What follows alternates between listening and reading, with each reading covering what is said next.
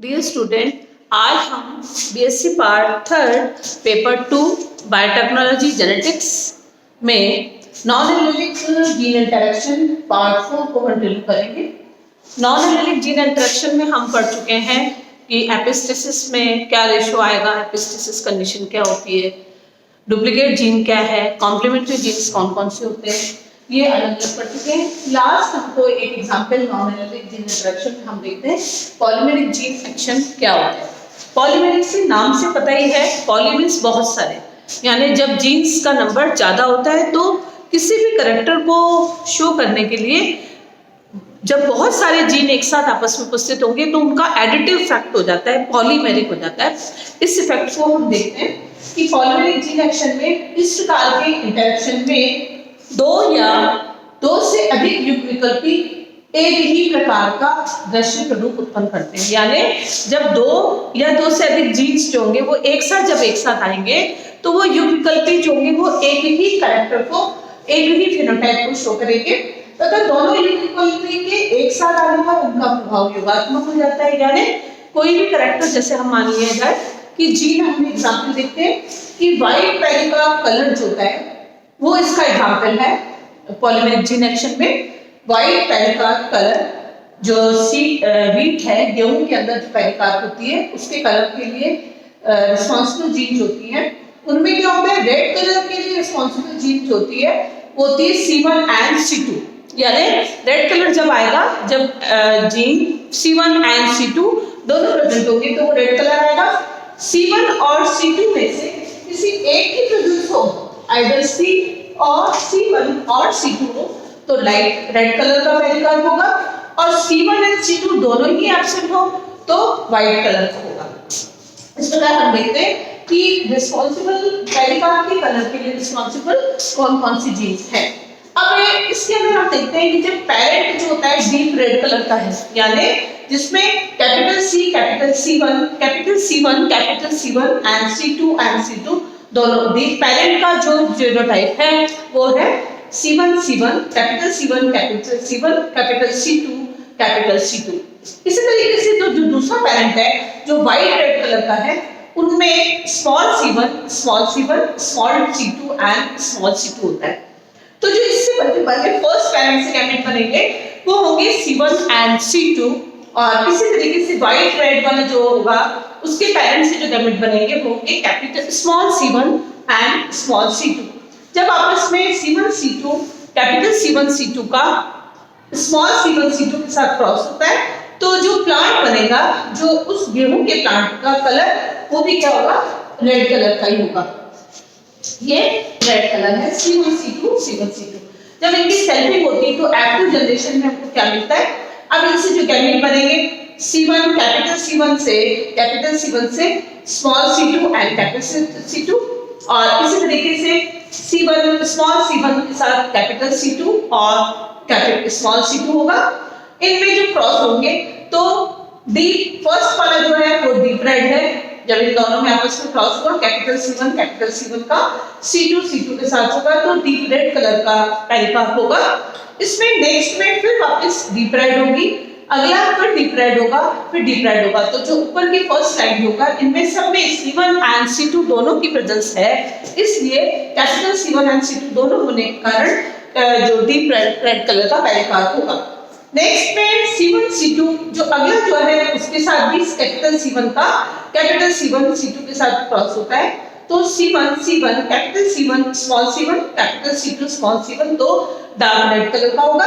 अगले वाले में हम देखते हैं कि यहाँ पर रेड कलर तो आएगा लेकिन वो जो चारों जीन्स होते हैं वो एक साथ नहीं आ रही है, तब उसका इफेक्ट थोड़ा कम हो गया तो वो लाइट ग्रीन का होगा। अगले में वापस लाइट डार्क रेड का होगा, और यहाँ पर फिर उसका इफेक्ट कम हुआ तो वो लाइट रेड होगा। इस प्रकार से डीप रेड के नंबर होंगे 1 2 3 4 5 6 7 8 और 9। तो 9 जो हमारे जो एक्टिव जनरेशन के अंदर 9 ऐसे जो फिनोटाइप्स प्राप्त होंगे, जिनके जीनोटाइप ऐसे प्राप्त होंगे जिनमें डीप रेड जो होगा वो 9 में होगा, और लाइट रेड जो होता है, लाइट रेड यानी फर्स्ट लाइट रेड मतलब दोनों जो है वो कैपिटल C1 और कैपिटल C2 नहीं होके एक कैपिटल C1 है और बाकी तीन C2 हो सकते हैं, मतलब एक कैपिटल C2 हो जाए, एक स्मॉल C1 और C2 हो सकता है। तो इस प्रकार से 1 2 3 4 5 और 6 ऐसे कॉम्बिनेशन मिलेंगे जिनमें लाइट कौन सा कलर का होगा, लाइट रेड कलर का के प्लांट्स होंगे, उनका रेशियो 6 होगा। केवल एक ही ऐसा कॉम्बिनेशन हमारे पास आएगा जिसमें स्मॉल C2 होता है, तब उसको हम व्हाइट रेड कहेंगे। तो कैपिटल मतलब डीप कलर में जैसे हम मानते हैं कि जो कलर कॉम्बिनेशन के लिए रिस्पॉन्सिबल जीन क्या है, capital C1 small C2 and small C2। तो जब कैपिटल C1 के साथ कैपिटल C1 के साथ कैपिटल C2 साथ आ जाता है तो इनका एक एडिटिव इफेक्ट होता है। उस एडिटिव इफेक्ट के कारण पहले कार जो होगा वो डार्क कलर की होगी, डार्क रेड कलर की होगी। लेकिन जब इन C1 और C1 C2 में से एक C1 बड़ा आ गया, एक छोटा आ गया, एक C2 और छोटा, तो तब इसको हम रेड लाइट ग्रीन कलर कहेंगे। तो ऐसे हमारे पास फुल कॉम्बिनेशन डीप रेड के 9 आएंगे। और लाइट का कब आएगा, मतलब इसमें तो हो गया कि डीप रेड तो हुआ कि जब कैपिटल सारे मिलते या वो होमोजाइगस कंडीशन में कैपिटल C1 आ रहा है उसके साथ, या हेटेरोजाइगस में C1 आ रहा है, या कैपिटल होमोजाइगस कंडीशन में C2 हो रहे हैं, या हेटेरोजाइगस में स्मॉल C2 आएंगे, तब तो वो डीप रेड कलर होगा। और लाइट कलर कब आएगा, जब एक C1 के साथ एक C2 ही उपस्थित है, तब वो green colour light green colour का होगा। व्हाइट कब आएगा, जब स्मॉल C1 के साथ स्मॉल C1 आता है। तो इस प्रकार से कॉम्बिनेशन जो होंगे पॉलीमेरिक जीन एक्शन में हम ये कहेंगे कि पॉली मींस ज्यादा जीन के दो या दो से अधिक जीन जो होंगे वो एक ही प्रकार का दृश्य प्रतिरूप देते हैं। दोनों C1 C2 जहां आएंगे वो रेड कलर, और आइदर C1 और एक कैपिटल C1 आएगा कैपेसिटर तो लाइट रेड कलर का होगा, और C1 और C2 दोनों ही एब्सेंट है तो व्हाइट रेड। तो इस प्रकार से हम देखते हैं कि फिनोटाइप रेशियो जो होता है पॉलीमेरिक जीन एक्शन में 9:6:1 होता है।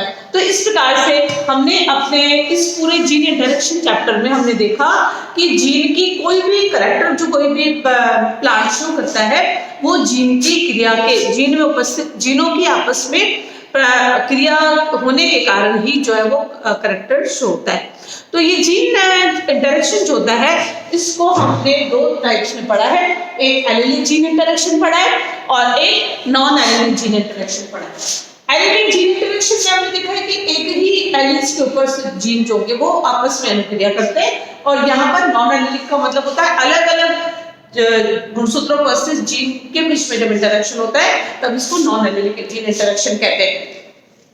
एलिलिक जीन इंटरेक्शन में हमने 3 कंडीशंस पढ़ी, इनकम्प्लीट डोमिनेंस पढ़ा, कंप्लीट डोमिनेंस पढ़ा, और लीगल में लीगल टाइप को जो जीन है वो दोनों तरह की हो सकती है, रेसेसिव लीगल और डोमिनेंट लीगल। तो इस प्रकार से इनकम्प्लीट डोमिनेंस में हमने पढ़ा कि जो फ्लावर का जो कलर है inheritance of flower colour of mirabilis जलापा, उनमें जो रेशो जो मिलता है वो आता है हमारे पास फिनोटाइपिक रेशो 1:1 आता है।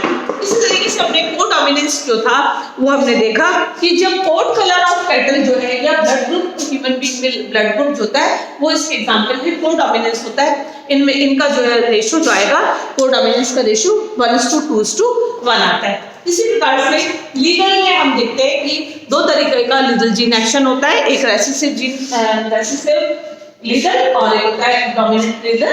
रेसेसिव जीन लीगल के अंदर हमने देखा कि 2 तरीके के हमारे पास थे, क्लोरोफिल का क्लोरोफिल ऑफ क्रॉप प्लांट होता है जिसपे रेशो 2:3:1 आता है, ये एक एग्जांपल है लीगल रेसेसिव लीगल का है, और डोमिनेंट लीगल का है कोड कलर ऑफ माइस जिनमें रेशो 1:2:1 आता है। इसी प्रकार से नॉन एलिलिक जीन इंटरेक्शन में हमने 1 2 3 4 5 6 पढ़े। First part 2 genes affecting one character, जब 2 जीन जो थे केवल एक कैरेक्टर को इफेक्ट कर रहे हैं, और इसके अंदर हमने कॉम शेप का पढ़ा था, एग्जांपल था कॉम शेप, और कॉम शेप में हमने देखा कि पोल्ट्री के अंदर कॉम शेप जो होता है वो 9:3:3:1 आता है। और एपिस्टेसिस में हमने दो तरीके के एपिस्टेसिस पढ़े थे, एक पढ़ा था रेसेसिव एपिस्टेसिस और एक आपके था डोमिनेंट एपिस्टेसिस। रेसेसिव एपिस्टेसिस को हमने सप्लीमेंट्री और जीन एक्शन कह दिया, और डोमिनेंट एपिस्टेसिस में जीन एक्शन के अंदर मास्किंग जीन एक्शन। तो रेसेसिव एपिस्टेसिस में हमने ब्लू कलर ऑफ बाजरा पढ़ा है, और इसी तरीके से डोमिनेंट एपिस्टेसिस में हमने फ्रूट कलर ऑफ पम्पकिन्स पढ़ा था। तो रेसेसिव एपिस्टेसिस का में जो रेशियो आता है वो आता है 9:3:4, जबकि फ्रूट कलर ऑफ पम्पकिन जो कि एक डोमिनेंट एपिस्टेसिस का एग्जाम्पल होता है, उनमें रेशियो 12:3:1 आता है। इसी तरीके से इनहेरिटरी जो हमने जीन्स पढ़े थे, एक्शन पढ़ा था, वो इसमें हमने एग्जाम्पल होगा लीफ कलर ऑफ राइस, और उसमें रेशियो आता है 13:3 का रेशियो आता है। और इस तरीके से कॉम्प्लीमेंट्री जीन एक्शन में हमने फ्लावर का कलर पढ़ा था, फ्लावर कलर ऑफ लेथारिस ओडोरेटस, जिसमें एग्जाम्पल जिनमें जो उनका रेशियो जो है वो 9:7 आता है। इसी तरीके से डुप्लीकेट जीन में हमने शेप ऑफ कैप्सूल इन कैप्सुला बर्सोप्रोस्टेसिस देखा था, जिसमें रेशियो जो होता है डुप्लीकेट जीन का 15:1 आता है। और लास्ट में आज हमने देखा कि पॉलीमेरिक जीन एक्शन का एग्जाम्पल जो था वो था colour of pericarp in wheat, उसमें रेशियो था 9:6:1। तो इस प्रकार से जीन इंटरेक्शन में हमने एलेलिक और नॉन एलेलिक जीन इंटरेक्शन को एक डिटेल में स्टडी किया। Thank you.